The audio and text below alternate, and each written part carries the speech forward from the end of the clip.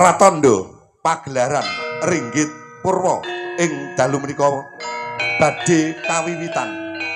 Katuraken dhumateng Bapak Ibu, sumangga sugeng amirsani ngantos paripurnaning pagelaran mangke. Wassalamualaikum warahmatullahi wabarakatuh. Rahayu nuwun nuwun kawula nuwun.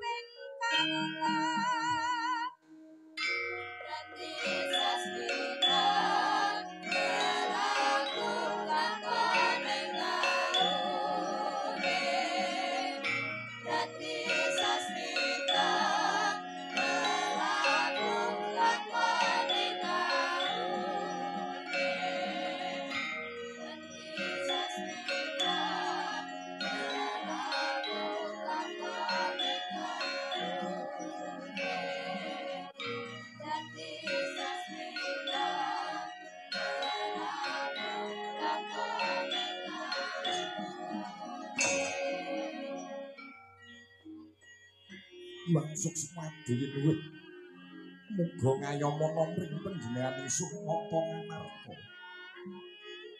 Koko Prabu Dwarawati, Koko Prabu Sri Bathara Kresna Sarimbit lawan Koko Prabu Mandura ingkang rayi Puntadewa ngaturaken gunging panuwun ingkang tanpa upami. Dene Paduka Sarimbit sampun kepareng rawuh mapaning pendhapi ageng negari Ngamarta Prabu. Yai Samiyaji jumbuh nawala ingkang kula tampi kalenggan sakmangke. Pun Kakang Dwarawati kinten prapteng negari Ngamarta boyo gatine karsa swawi kuaturi ndambar kuaturi medal Yai. Inggih Yai. Semantunipun Kakang Madura. Gugut guragapan raos sing manah kengraka. Dupiti nimbalan wonten ngarsanipun Yai Prabu Puntadewa. Pun Kakang Madura pun Kakang Baladewa nyadol dawuh. Kula muga kanggo jaga milingaken karma. Ngomong inggih Koko Prabu. Jumbuh kahanan kemapan wonten negari Ngamarta. Udakara sampun Trimadya Candra kalenggan menika. Ngamarta ketaman pagebluk mayang para larang sandang larang pangan. Mongko wangsiting Bathara ingkang kula tampi. Kangge nambah praja Ngamarta. Jawata paring sasmita cetha lantaran kengrayi mangsah semedi. Nuwun sewu Yai. Sasmita napa ingkang Paduka Yai Aji tampi amrih kahanan Ngamarta menika enggal saged padhang. Prastawa cetha wisik ingkang kula tampi bilih panandhang praja kala wau saged dipun sirna wonten serananipun Koko Prabu. Yai Puntadewa, murage paring dawuh kang truwaca seranane apa? Seranane apa, bebanane apa? Amrih negara Ngamarta iki enggal pulih kaya wingi-wingi, Ngamarta enggal kalis ing Brebeda. Serananipun kedah mujudaken tetembungan Pancamurti Among Tani Anutu Jata Rukmi alune Lingga Purusa lumpange Badhong Kencana. Menika sasmita ingkang kula tampi Duh Prabu. Menika cangkriman menapa swawi kuwaturi paring dawuh Prabu. Dasalah.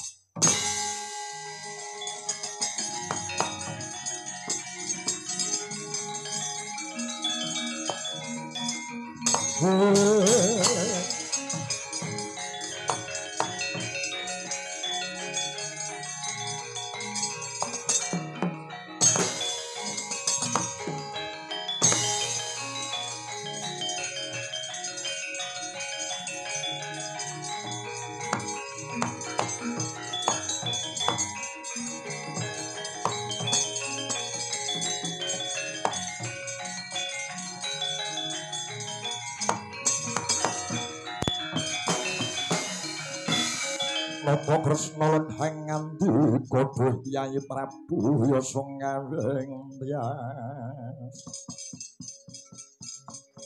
Miat soleh ngarini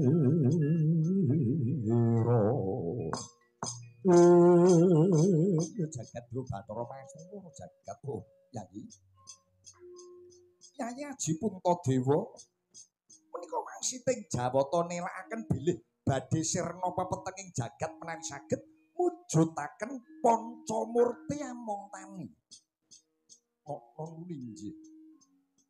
Sasmita ingkang tinampi Yai Puntadewa Pancamurti Among Tani anutu Jata Rukmi alune Lingga Purusa lumpange Badhong Kencana. Mekaten Yai.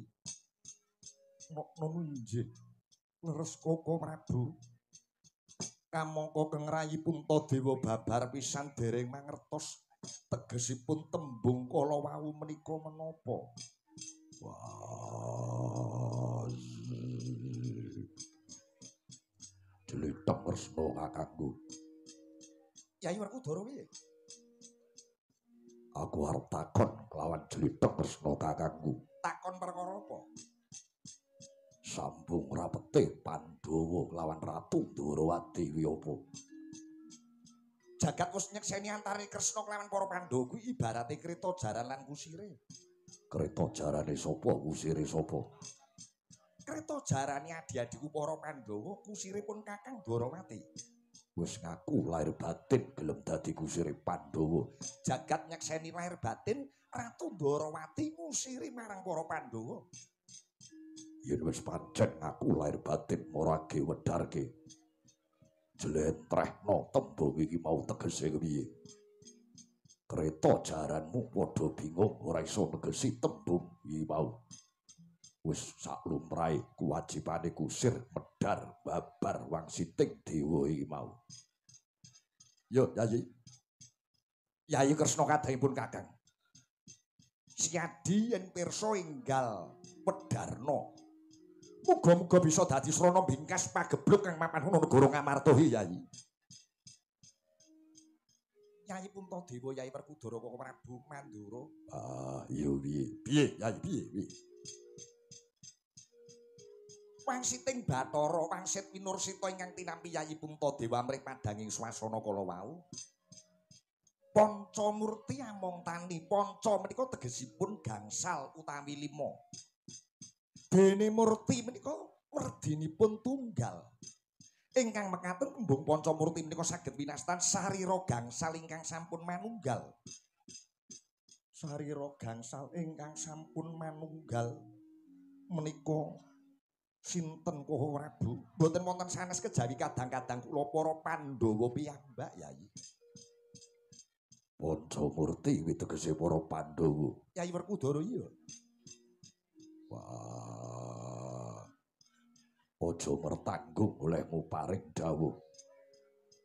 Morake babarna dimen cetha Pandhawa bakal mbokon ngopo. Aja wigih areringa. Enggal paring dawuh, enggal paring sabda nadyan lebur tumpur dadi lebu aku lega lila waton iso dadi jalaran kamuktene bebrayan agung. Werkudara saguh nindakake apa wae sing dadi dawuhmu. Waton kahanan Ngamarta iso pulih ayem tentrem kaya wingi-uni. Ing ngarep mau Yayi Aji Puntadewa ngendika yen to sranane Pancamurti among tani, tegese para Pandhawa kudu madeg dadi among tani. Wah, iya. Wis cetha tumraping Werkudara yen mengkono arep kakangku. Aku jaluk pamit. Jlitheng Kresna kakangku, aku jaluk pamujimu Baladewa, aku jaluk pangestu. Ya Yayi Werkudara, ya tak pangestuni. Banyu milih pangestunipun Kakang Mandura tumrap Siadi. Jlitheng kakangku, pangestumu sing tak jaluk. Yayi Werkudara bakal lumaku menyang ndi? Jare kon nindakake jejibahan dadi among tani. Kosek to. Kosek. Apa Siadi Yayi Werkudara kuwi wis ngerti apa bae kang kudu ditindakake? Apa Yayi Werkudara iso among tani? Wah, yen babakan tetanen nadyan sithik-sithik aku ya ngerti. Yen mung luku, nggaru, ndaut, tandur, ngerabuk kabeh wis tak lakoni. Jodipati guringe tak tanduri tomat. Tak tanduri lombok. Kenapa tanduri apa wae ning aja pisan-pisan nandur perkara. Ora. Golek kowe nandur perkara ndak ngrepotke rombongan. Ngerti ora? Kena nandur kena nanging kudu nandur kabecikan. Ngono kuwi. Mergo yen si Adiwi nandur perkara kanca ruangmu sing padha repot le nutup-nutupi piye carane ngono. Ngerti? Yo. Paham? Dong. Lho, dong iki apa iki Werkudara kok omongane dong. Iki mau lagi batangane tembung Pancamurti among tani Werkudara. Lah banjur tembung Anutu Jata Rukmi alune nganggo alu lingga purusa. Lumpange badhong kencana. Apa Yayi Werkudara wis ngerti tegese? Ya kowe wis ngerti urung kowe iki, Piye? Si Adi wis ngerti urung?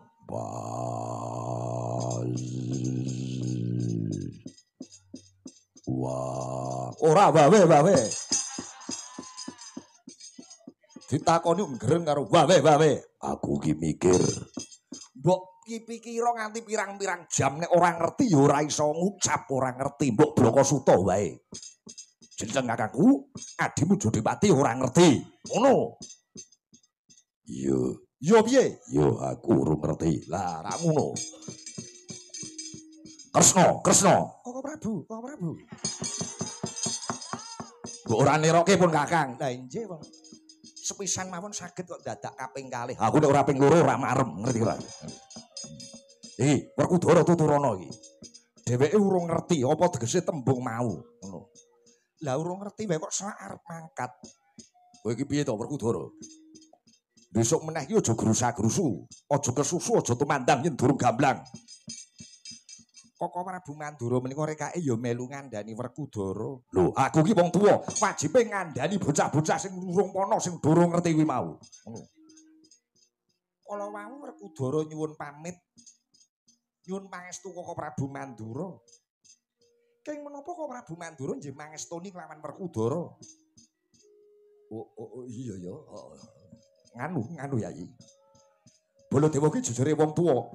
Wong tuwa ki yen dijaluki pangestu kudu entengan paring pangestu marang bocah nom. Yen ora tak wenehi pangestu mengko ndak aku diarani wong tuwa sing cedhil, wong tuwa sing util gur pangestu ora kulaan bae kok malah ora diwenehi, ngono. Sing nom karo sing tuwa lha tek padha wae ora ana bedane. Jlithok kakangku. Werkudara piye? Morake babarno. Wedarno tembung sak banjure kuwi tegese piye? Aku enggal tumantang. Tembung sak banjure anutu Jata Rukmi. Dara, Piye? Jata Rukmi kuwi dasa namane wit pari kang gabahe dumadi saka kencana utawa saka emas. Ya. Jata Rukmi kuwi tak baleni Jata Rukmi kuwi gabahe kang dumadi saka kencana utawa gabah emas kang uga sinebut pari Jata Kencana. Dene tukule pari Jata Kencana mau ora ana liya mung mapan ana ing Kahyangan Suralaya Yayi. Yen mengkono aku njaluk pamit. Dina iki Pandhawa kudu sowan ing Kahyangan Suralaya saperlu nyuwun winih pari Jata Kencana utawa winih pari mas kang mapan ana kahyangan. Ya bener kang dadi aturmu kuwi bener. Nanging sabanjure para Pandhawa uga kudu jinangkepan pusaka loro. Pusaka loro apa wae Yai? Injih, Koko Prabu. Kedah jinangkepan pusaka kalih menika menapa kemawon. Pusaka loro aran Lingga Purusa kelawan Badong Kencana. Sing duwe pusaka loro kuwi mau sapa? Kekarone kuwi pusaka kadewatan. Lingga Purusa kuwi kagungane Sang Hyang Bathara Guru. Dene Badong Kencana kuwi ingkang kagungan garwane Sang Hyang Siwah Buddha kang sesilih Batari Uma kang samengko makayangan ing Dandang Mangure ya ing Krendhawana peparep Batari Durga.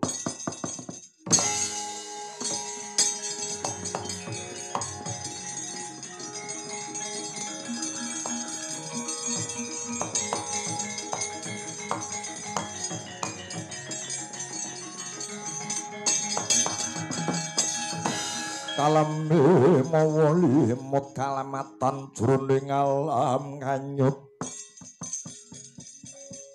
Saknyatan iku kanyatan ngaki.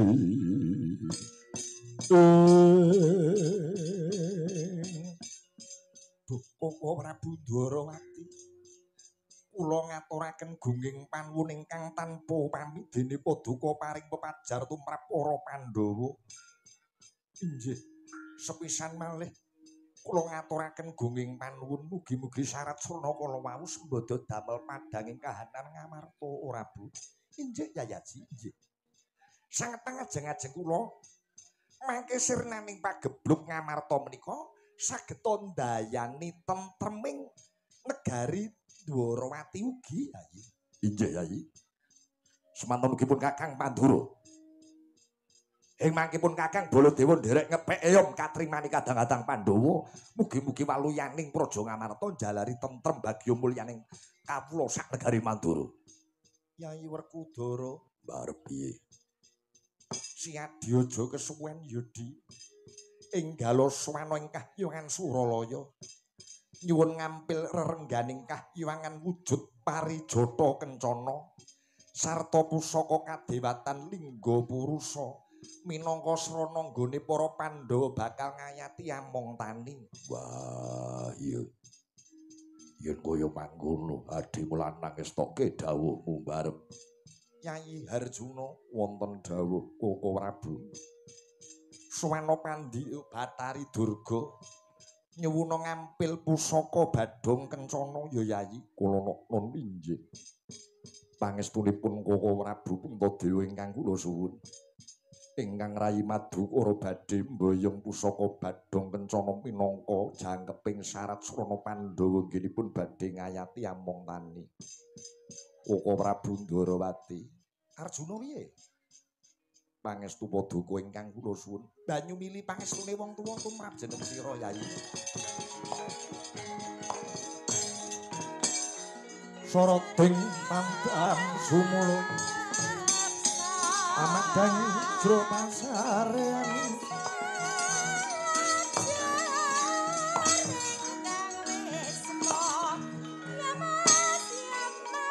nani wadon remu-remu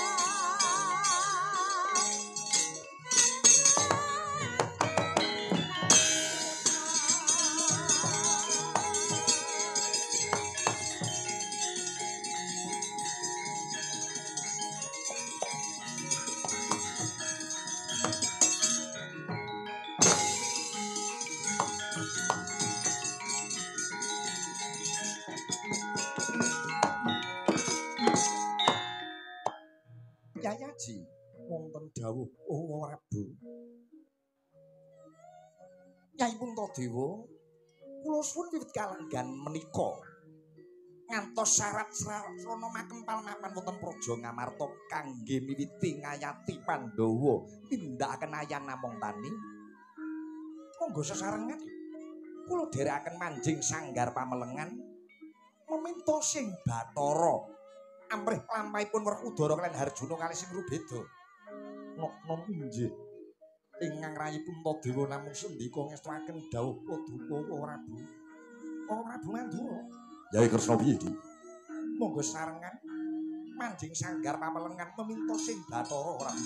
Ya, ayo tak dereke ya.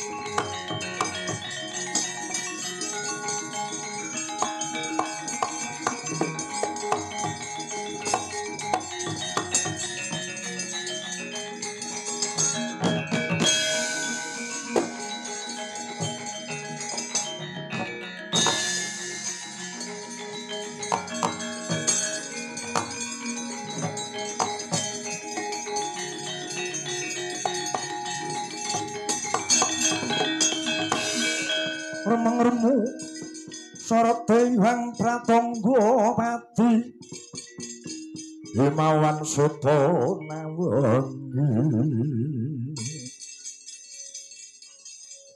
angganing altaka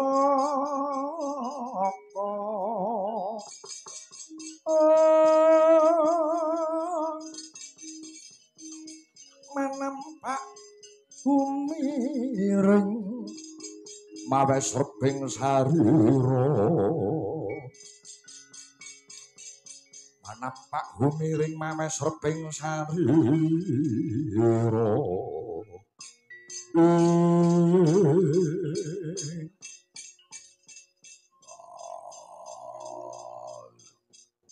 ora krasa lakuku wis tekan sukune gunung Himalaya ya wukir tengguru ateges sadungkapan maneh Werkudara bakal temeka ana ngarsane pukulun Bathara Guru ing Suralaya yen mengkono bakal tak gelak lakuku urip bisa enggal boyong kekudangane barep kakangku amprih Amarta enggal padhang kahanane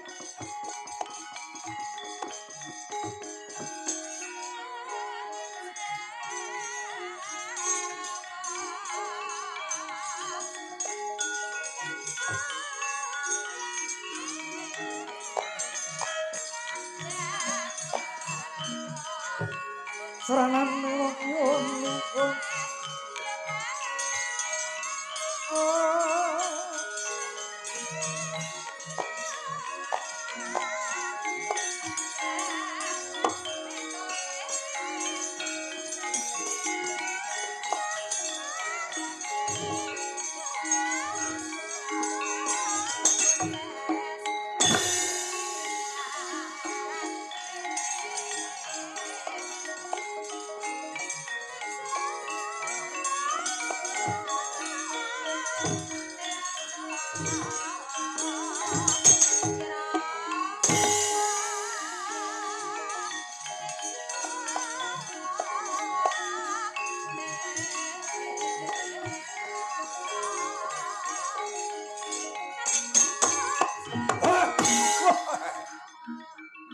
ana manungsa sing munggah papan kene iki.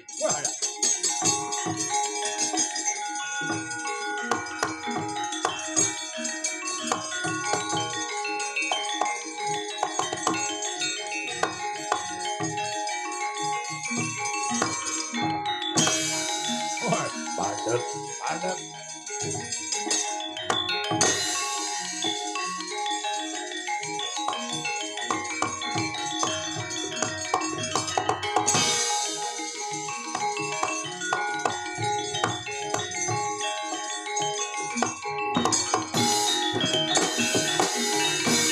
Brahmara reh manguswa nyumbreng ngengkadi karonaning kaswasa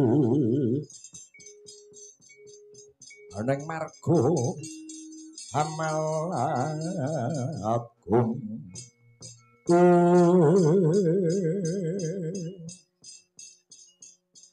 Adi bala upata ana titah wujude gedhe dhuwur prapta papan kene Yayi apa Yayi bala upata weruh iki sapa Kakang Pukulun Cingkara bala aku rano babar pisan aku lagi ngerti iki mula gage takonono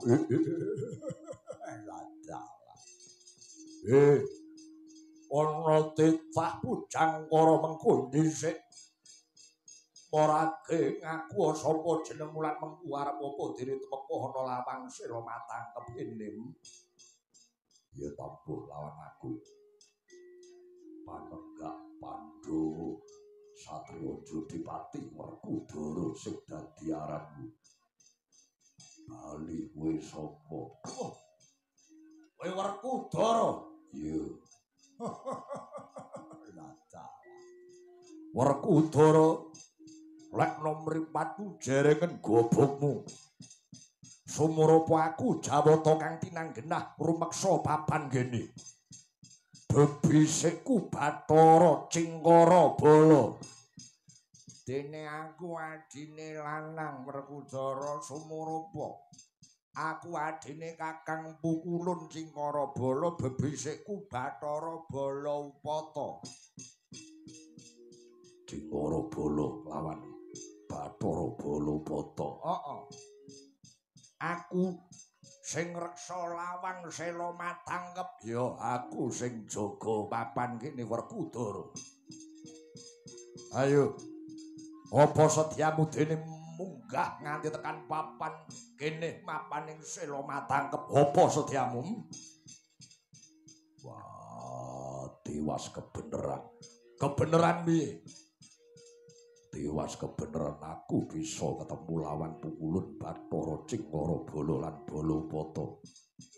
Kawruhana aku bakal munggah ing Kahyangan Suralaya. Morake aku tuduhna dalane anggonku sowan ana ngarsane Pukulun Bathara Guru. Kowe gatine apa kowe bakal sowan ana ngarsane Pukulun Bathara Guru? Werkudara. Kowe kudu ngerti yen pranatan Kahyangan kuwi ora kaya pranatan ning jagat raya, jagat padang ing donyamu kono. Kene pranatane para dewa beda karo pranataning menungsa. Menungsa kuwi ora kena sak senenge dhewe pengin sowan Pukulun Jagatnata. Kejaba yen Pukulun Bathara Guru pribadi sing ngersake nimbali marang menungsa, kuwi kowe kena liwat ngono. Nadyan mengono nanging reh ning wigatiku iki ana sambung rapete lawan karaharjane para kawula ngamarta. Paripaksa Werkudara kudu sowan ana ngarsane Kaki Pukulun Bathara Guru dina iki. Kowe lah dikandhani kok ngeyel bocah iki. Kowe iki ora kena mbacut, kowe kudu bali. Yen sing jaga lawang ora bukake lawang kowe meh ngopo? Ayo bali. Ayo bali Werkudara. Entuk bacut ora entuk bacut. Kowe ora wedi karo siku dendaning dewa. Aku isih luwih wedi yen tetel jiwa kasatriyanku. Mula wis sakloron Bathara Cingkara Bala Balapata. Ayo aku jalu tulung. Wengakno lawang sela matangkep aku bakal lewat. Lawang sela matangkep bakal mengo yen kowe iso ngasorke aku sakloron. Yen mengono enggal maju kewara ngarsa. Geget sung pengapit pedhot kulumu, ha?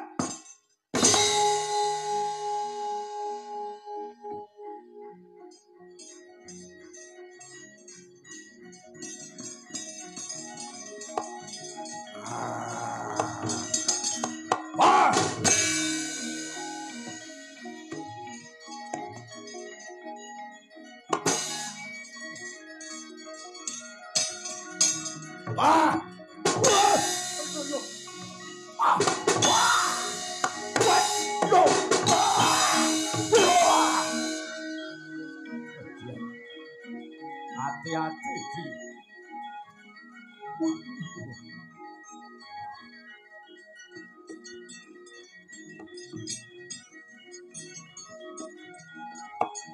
Ateko Werkudara.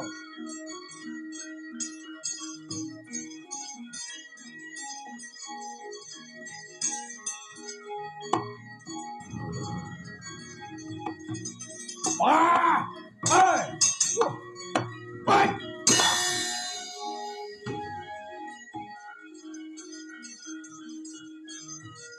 Wes lah, ora ngalih kenek tungkakku iki.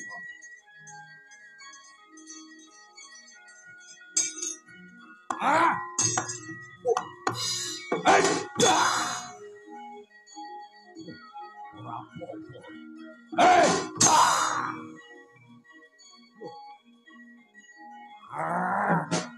Oh!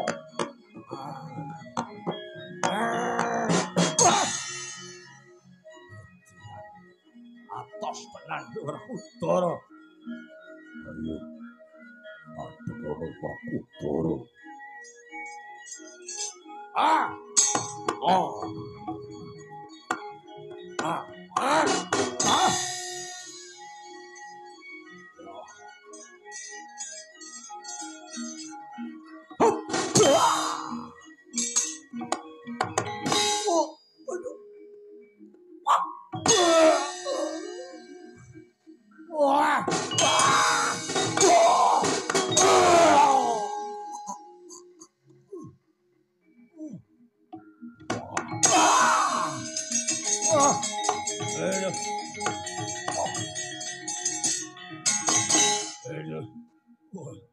Ulun iki dewa. Malah tongkak guruku. Yang sabarek Werkudara. Wong edian kowe. Ayo. Yen pancen aku dewa sing jaga lapang patangkep. Werkudara Adepana.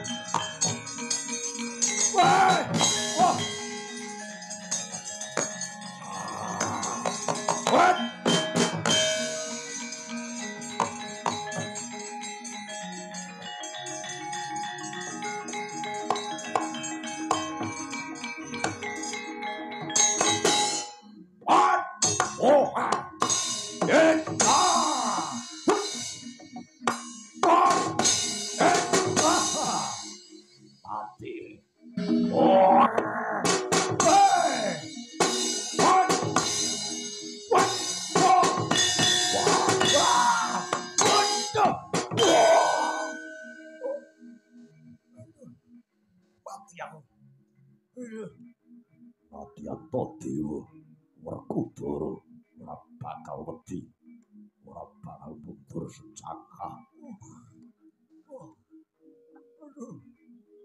What?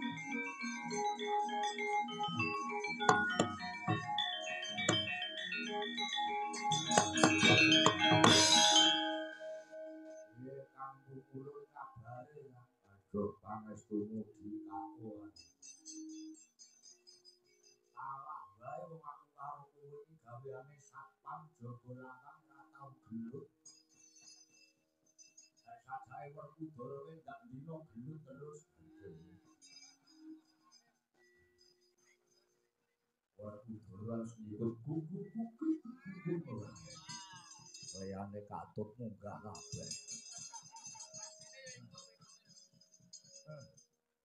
Mundur. Mundur kan. Adimu Balapata sing maju. Hati-hati, rasah meling.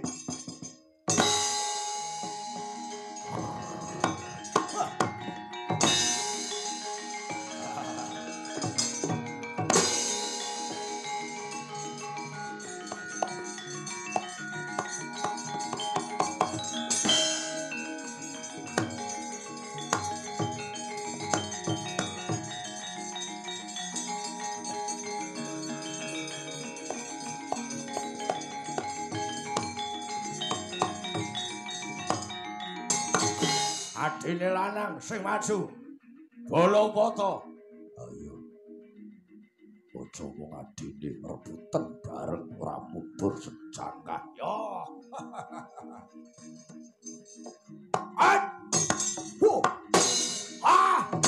Tanda mati we.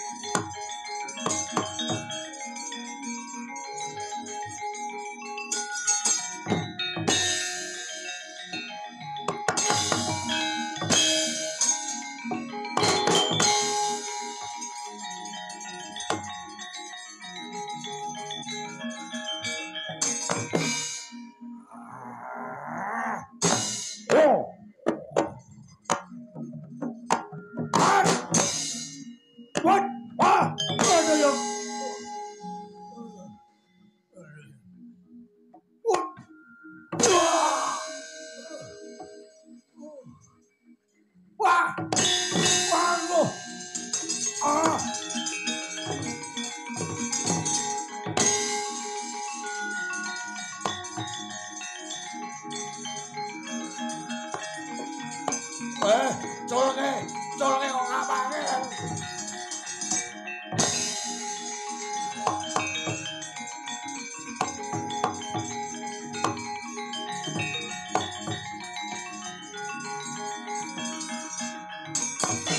Waduh. Kowe kok kecekel di. Aduh, tulung ana, Kang. Aku kecekel, Kang. Waduh. Wah.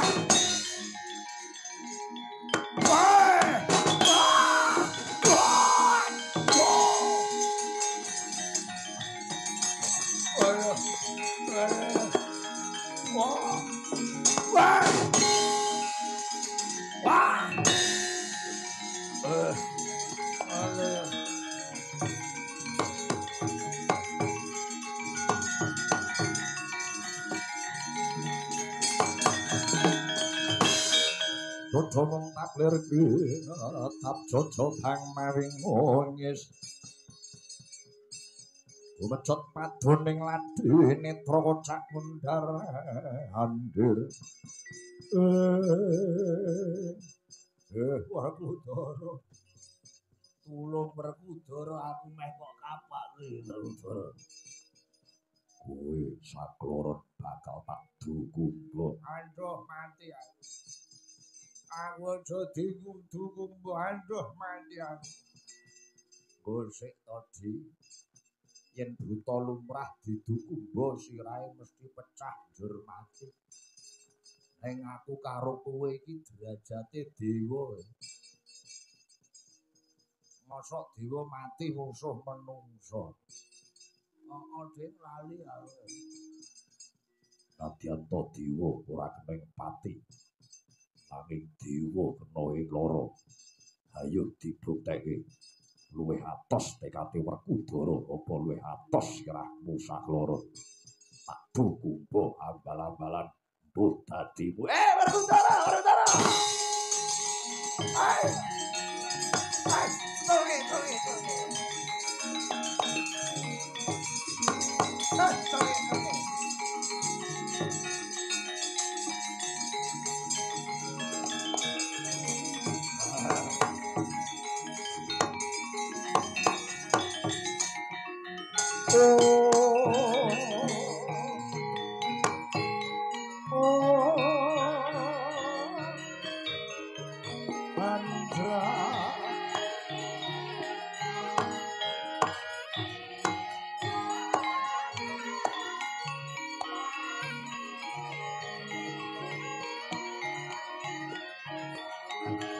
remeng-remeng sorot Hyang Pradangga Pati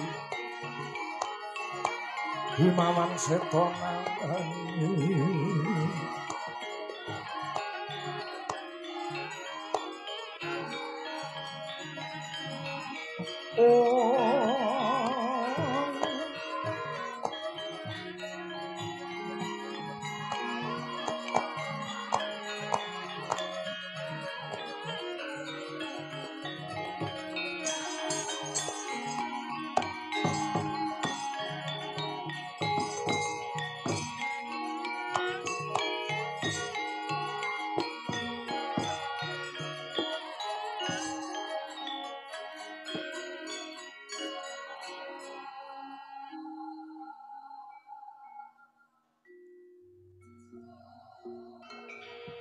Atap para hapsari tumonton ring sang dwija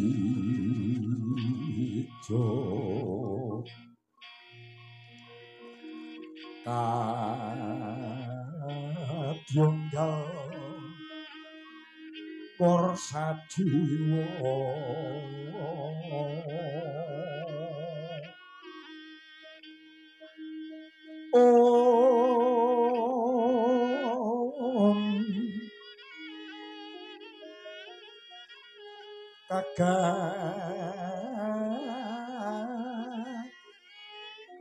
gasing tiasda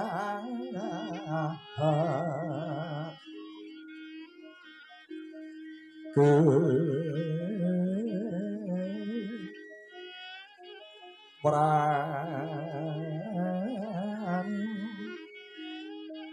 kewaraning ngaryanira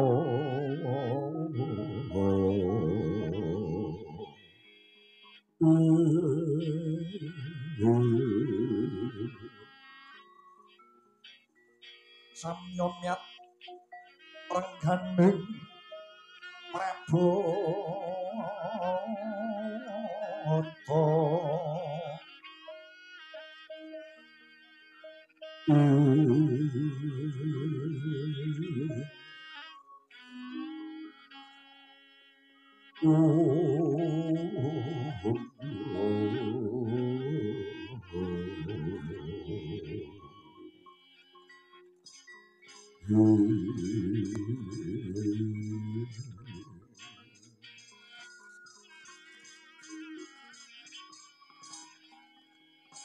Berkincang Pak Papong bobolo kali juting sapa sing gawe ladalah. Layak to layak kahanan kahyiwangan horeg. Jebul tinemune Werkudara jeneng kita kang munggah ing kahyiwangan kene ya nggih. Kakek Narada iya. Upama ora ana kakek Narada sing jaga sela patang kepitak bukuba pecah ndase. Yen ngomong bojo kasar-kasar. Dewa kok dindas-ndaske. Yo Dik yo. Kang. Dipara bala bata sing dadi pepalang lakuku anggonku bakal sowan ana ngarsane Pungulun Bathara Guru. Gosek. Ancas sedya kita apa dene jeneng kita Werkudara bakal sowan ana ngarsane Adi Guru. Morage maturna. Nggih. Werkudara, matur Kang Tremaca. Sowan kowe kahyangan aku diutus barep kakangku lawan Jeliteng tresna kakangku. Supaya sowan ana ngarsane Pungulun Bathara Guru. Saperlu ngampil renggan kahyangan Parijata Kencana lan pusaka kadewatan Lingga Purusa. Kekarone bakal dienggo srana ngruwat pagebluk ing praja Ngamarta. Minangka sarana kanggo para Pandhawa bakal miwiti among tani. Aladalah. Dadi iki dina para Pandhawa bakal ngayati among tani. Iya, Minangka srana sirping pagebluk. pancen bener. Syarat selanane nganggo pusaka kadewatan mau. Iya. Ger Werkudara. Kakek Narada ana dawuh apa? Kene ger. Kawrana lamun to dina samengko Yayi Pungulun Jagat Girinata ya Adi Guru. Kuwi lagi tindak ngangklang jagat. Adi Wulan Bathara Guru ora lenggah mapan Kahyangan Suralaya nanging lagi nganglang jagat wondene panjenengan Wulan Bathara Narada ingkang tinanggenah nunggu Kahyangan Suralaya kene. Wah, Kakek Narada. Piye? Yen pancen Wulun Bathara Guru jengkar nganglang jagat ora dadi sabab bakune Werkudara bisa nyilih pusaka kadewatan Parijata Kencana utawa Winih Emas lan Lingga Purusa. Parijata Kencana kuwi pancen bener renggan kayangan. Saben dina mapane uga ana ing Kahyangan Suralaya. Nadyan to Parijata Kencana kuwi ora ulun paringake, nanging ulun bakal maringke winihe Parijata Kencana. Winihe Parijata Kencana. Heeh. Winih iki mengko yen wis kok gawa nyang Ngamarta kok tandur. Kuwi dadi Parijata Kencana Parimas. Dirabuk apa ora? Rasa. Wong pari kayangan kok dadak dirabuk. Iki parine wis subur karepe dhewe. Ya. Ngaturke kuning panuwun yen kaya mangkono. Dene babagan pusaka Lingga Purusa kuwi pusaka agemane Adi Guru dhewe. Sing ngasta ya panjenengane pribadi. Dadi aja dadi atimu dina iki ulun ora bisa maringake wujuding pusaka Lingga Purusa. Awit kuwi mau dudu wenang ulun ya nggih Werkudara. Yen mangkono ora dadi apa sing baku aku entuk boyong winihe Parijata Kencana. Bakune Werkudara wis entuk winih emas saka Kahyangan Suralaya. Minangka sarana ngayati para Pandhawa nggone bakal among tani.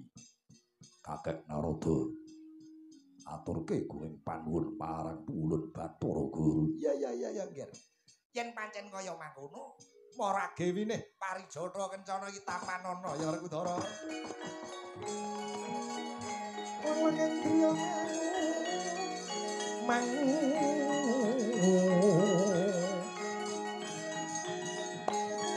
kok kanduang rimang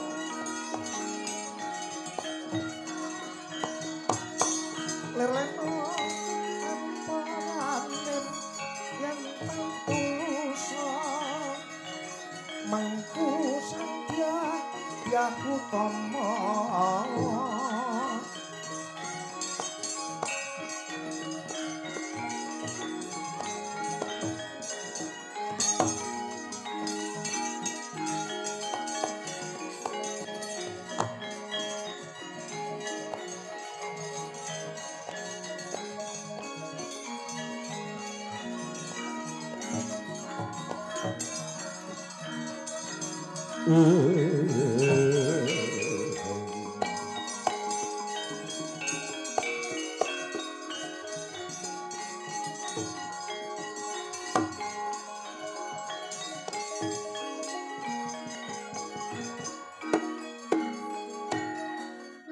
Iki wujude winih Parijata Kencana.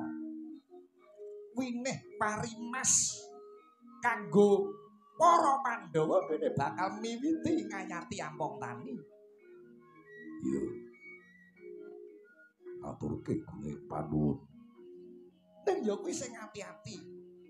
Ambak sak winih. Ning iki ana dayane ya Werkudara. Ajen ana winih. Anggonmu nandur kudu nganggo tata cara. Para Pandhawa sadurunge nandur kudu nglakoni pasa brata. Iya.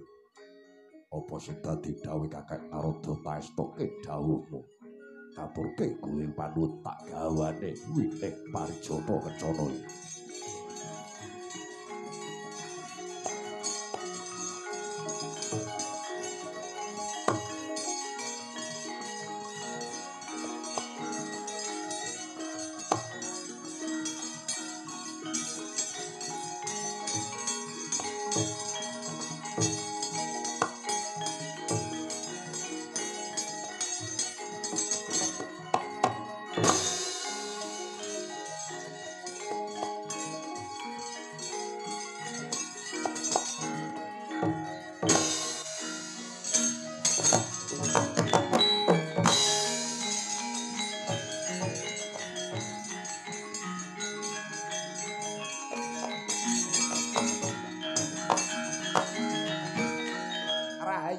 Lun teko kene.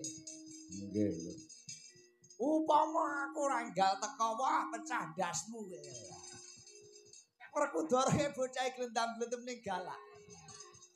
Dititeni wong anggere ora kakean doyan ngomong kuwi sok ala mangsa tegelan, ngerti. Tegelan. Ning wong nek cerewet kuwi mentalan.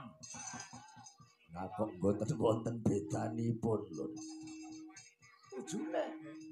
Tujune aku teko rene ora teko kene bres. Pecah sirai. Udan deres. Sembrono sing ati-ati. Bathara Cingkara bala-bala upata iki jenengmu ning ndi wis kondang. Kowe wong loro wis kondang sing tukang jaga regol sela matangkep. Kowe iki dadi satan. Sing jaga gerbanging Kahyangan Suralaya. Mula ta mula, yen esuk ki olahraga awake ditata. Lagi gelut kaya ngono kalah. Di sini. Ngucemke asmaning para Jawata. Nggih. Nggih, Lon. Eling-eling. Lari-lari. Olahraga. Oh. Tua ngono lah ora. Esok tangi turung rokok. Tutut. Melaku. Muncang mancing. Ora tau olahraga sing murah meriah. Napa niku, Lun? Mlayu-mlayu. Sebabipun napa kok dewa iso mlayu-mlayu? Mergo duwe sikil. Kowe piye ta? Dadi apa wae sing duwe sikil iki mesti iso mlayu ngono. Kula tak takon nggih, Lun. Apa? Meja kursi niku sikile papat kok ajeg ning nggon ae. Lho. Wah, kowe iki dewa bodho. Meja kursi ki ning nggone ki mergo benda mati. Kabeh benda mati mesti ning nggon ora iso mlayu. Sampeyan tau ngerti pit montor. Wis. Niku benda mati malah mlayune banter.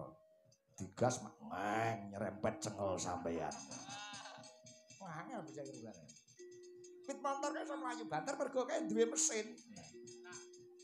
Dadi Ing kabeh wae nek duwe mesin mesti iso mlayu banter. mesin jahit itu mung tenguk-tenguk ning nggon. Sampeyan paring piwulang mbok maton, ora ngawur gawar kaya ngoten. Wong nyatane nonton mungsuhe, Lun. Yen mungsuhe Werkudara kula kalah lumrah. Ning upama sing munggah Kahyangan sanese Werkudara, wah mesti kula menang. Nggih dereng kantenan. Eling-eling.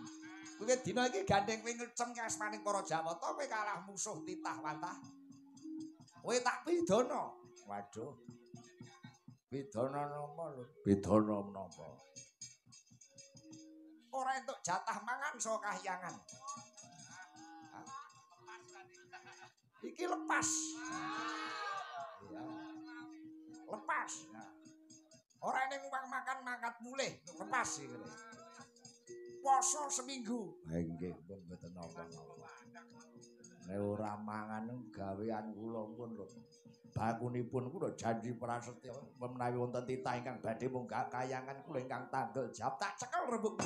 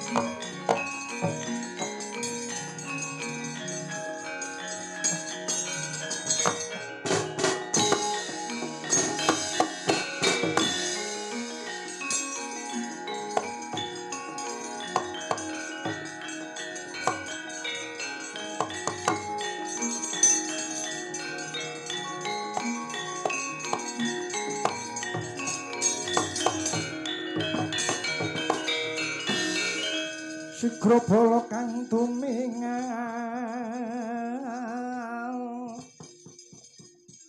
prang campuh samya ngedalu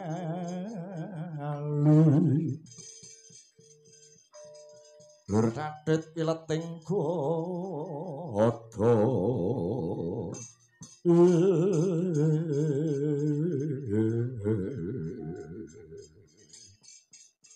oh wilahing sarade selikur dina mangko to ger anak-anakku aja kaget ya Jaramaya sangadang dina samengko pun ibu mamiji swanmu ya nggih Kang Putra Jaramaya nyadhong dawuh ibu.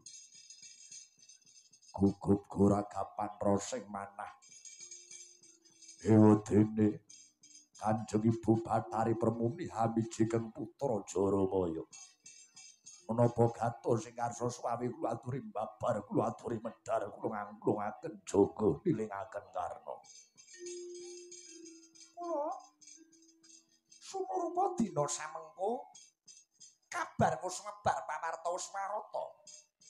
Lamun ta para Pandhawa bakal ngayati dadi ampong tani. Para Pandhawa badhe tani. Kuwi wangsiting Dewa Mrih Ngamarta bisa dadi negara sing ayem tentrem gembaripah kula jinawi. Monggo nyatane yo nggih. Syarate para Pandhawa bisa ngayati ampong tani kuwi salah sawijining syarat ora ana liya apa kejaba kudu digenepi wujute Badhong Kencana. Monggo salumeng bumi sak urping langit sing darbe pusaka Badhong Kencana kuwi ora ana liya pun kejaba pun Ibu Bathari Permuni. Menapa Kanjeng Ibu Bathari Durga badhe prapteng negari Ngamarta ngampili wujute pusaka menika babar pisan ora ana legetane ngatiku bakal nyili wujuding Badhong Kencana kanggo para Pandhawa. Marmane jeneng sira tak wiji mangarsa pun ibu mung bakal paring dawuh. Dina samengko dandang mangure beteng ana sing kandel, jagang ana sing jero. Lamun ana para Pandhawa kang bakal mlebu ana dandang mangure sing tak jaluk diundurke dibalekke yo nggih Jaramaya. Kowe sagop apa ora nggih? oh lada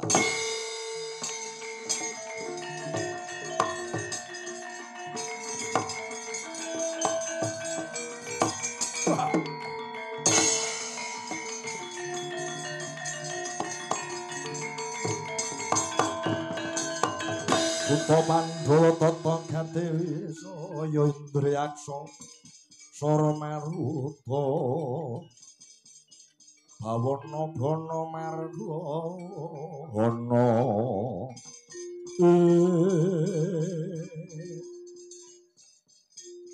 lamun to Kanjeng Ibu Bathari Durga ingkang paring dawuh ingkang putra sakadang boten badhe swala Ibu. Kalenggan samangke kula sakadang nyuwun pamit tata-tata betengi dandang mangure. Amrih Pandhawa boten sembada boyong Badhong Kencana. bagus. Yen kaya mangkono budal dina iki yo nggih klub Jaramaya. Sedika westakaken dawuh Ibu. Wusnya rampung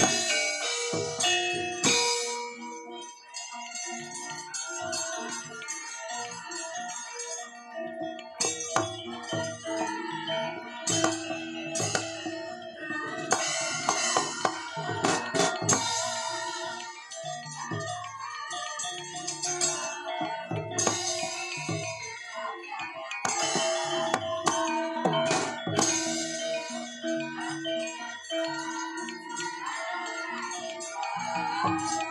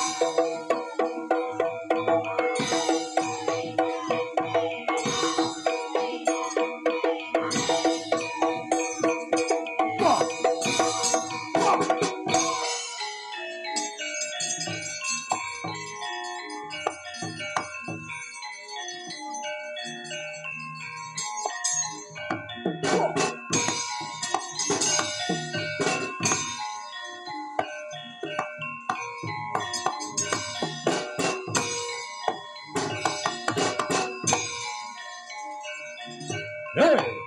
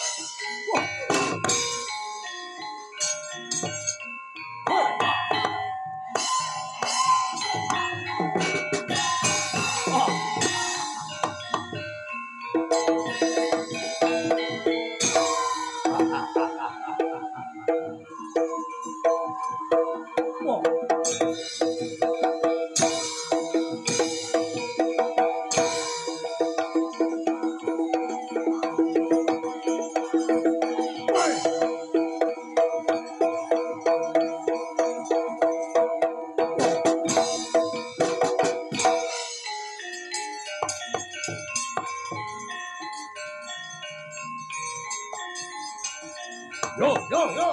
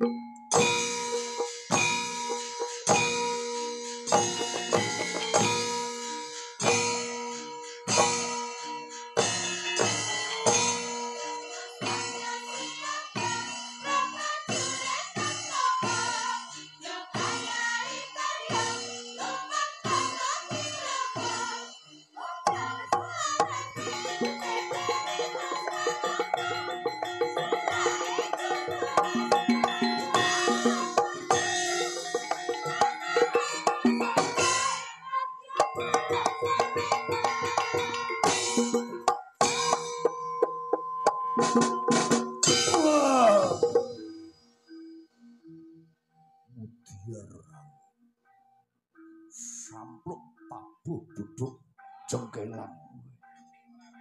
Mati ora.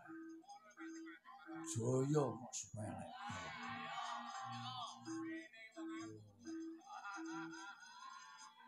Adine sinden yo sirat. Mati. Bapak, bapak.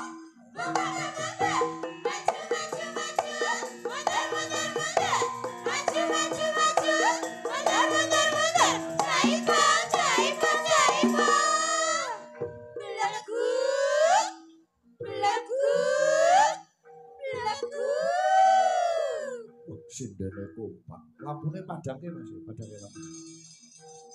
Wah. Men ketok bleguk-bleguke sinden. Coba bareng. Pang-pak bumpak bubur. Nek maju pundake maju.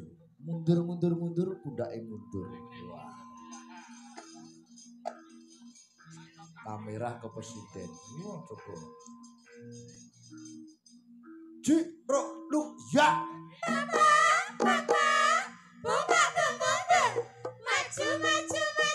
Asik. Oke.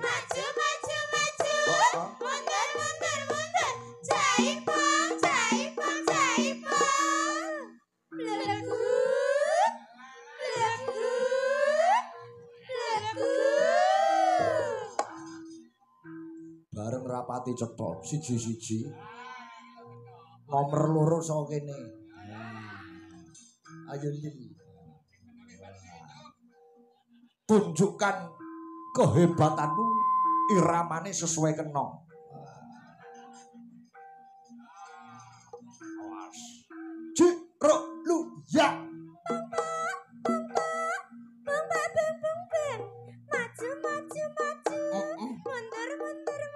Asik.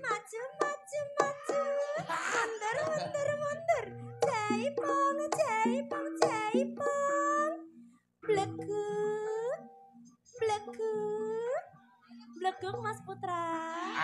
Asik. Nek ngene tok aja terus ngene. Bareng ngene kok njaluk duit ngene. Coba sing pinggir dhewe iki, sing cilik dhewe iki.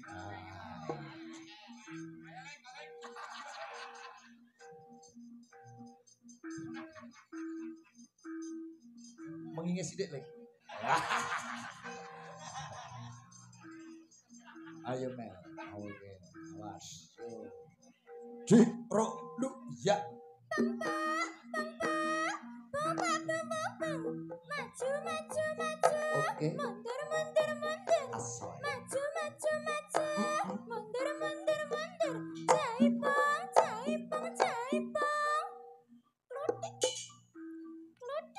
Kok klutik-klutik? Tasih cilik oh, Pak. Kowe rasa kuwatir, cilik engko nek dilus-lus bleguk dhewe.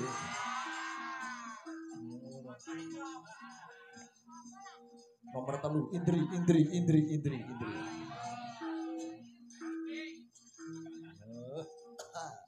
Siap dibleguk-bleguk, Indri? Siap. Oke. Eko. Oh iya. Oke. Was.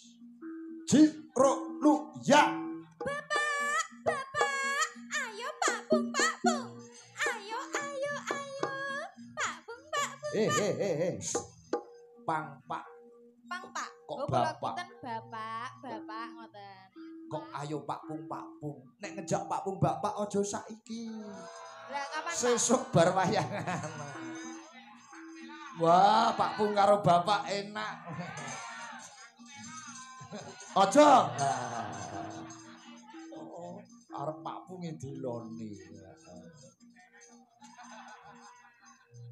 Coba Yosi Dian Pratiwi. Iki nyinden ning kene wiwit SMP nganti saiki wis profesor.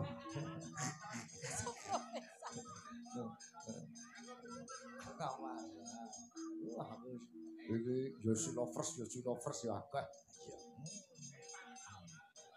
Awas. Jiro lu ya. Pak Bung. Maju, maju, maju, maju, maju. Mundur, mundur, mundur, mundur.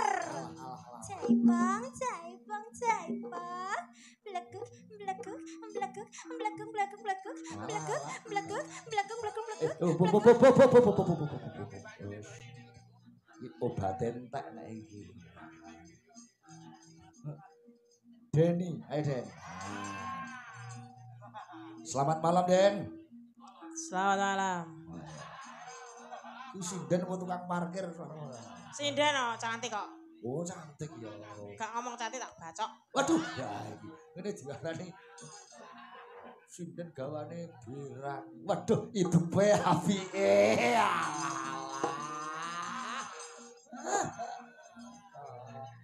Ketok le blalak-blalak.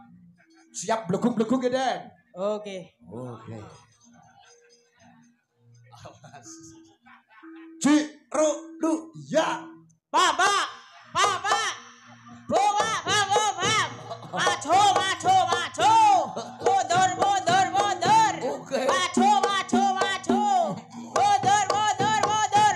Jaipong, jaipong, jaipong. Blekuk.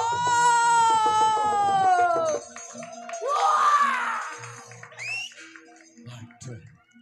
Aku nek sing bleguki kowe aku blenger. Terima kasih atas kemblegukanmu. Mwah.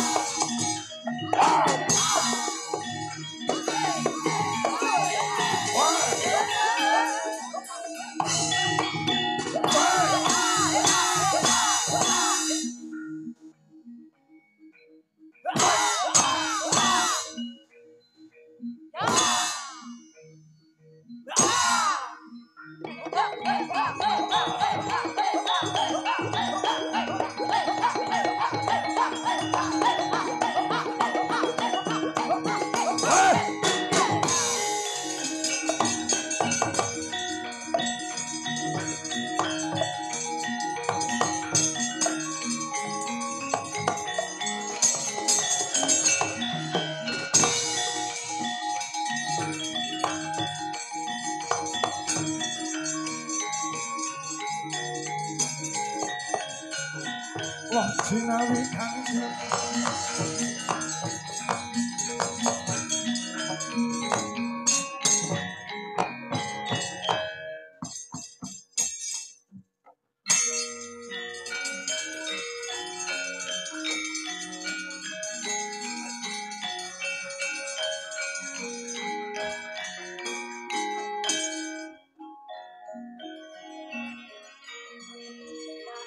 Terus nyata kondangi terus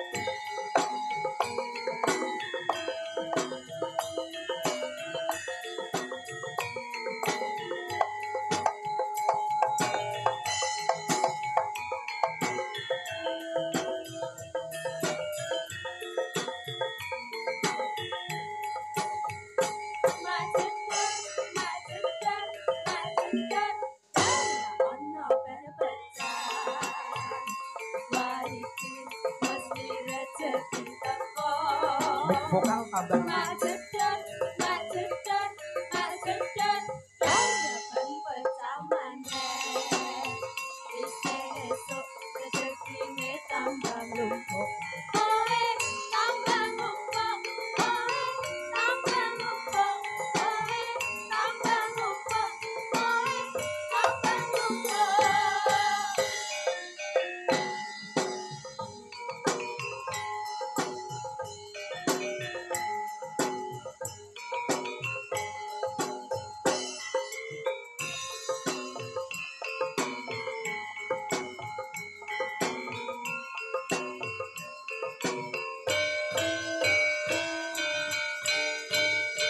Aku iki tukang tambal ban, uripe sandalan-dalan, lewangan duit sing dalan, waton cukup kanggo sandalan-sandalan.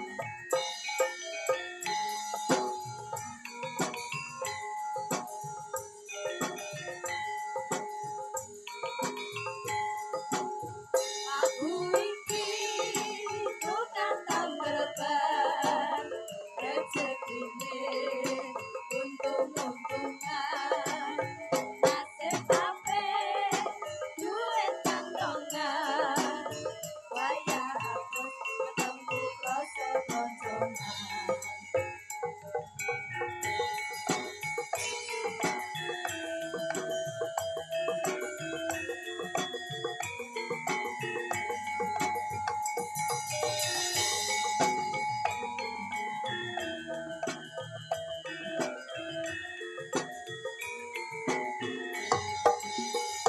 Majedot, majedot, majedot, ono bal pecah. Wah iki mesti rezeki teko.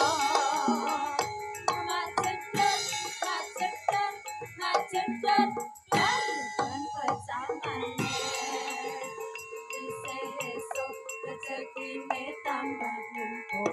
Oe tambah numpuk, oe tambah numpuk, oe tambah numpuk, oe tambah numpuk, oe tambah numpuk, oe tambah numpuk, oe tambah numpuk, oe tambah numpuk.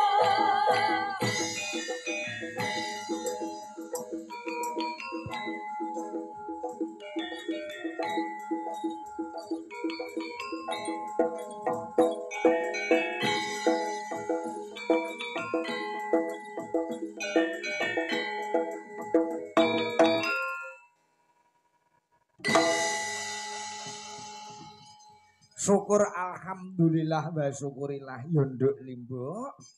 Aku lan kowe sak kanca cakraning rat sowan maneh mapan ana dalem padhepokane yang juga ya mak.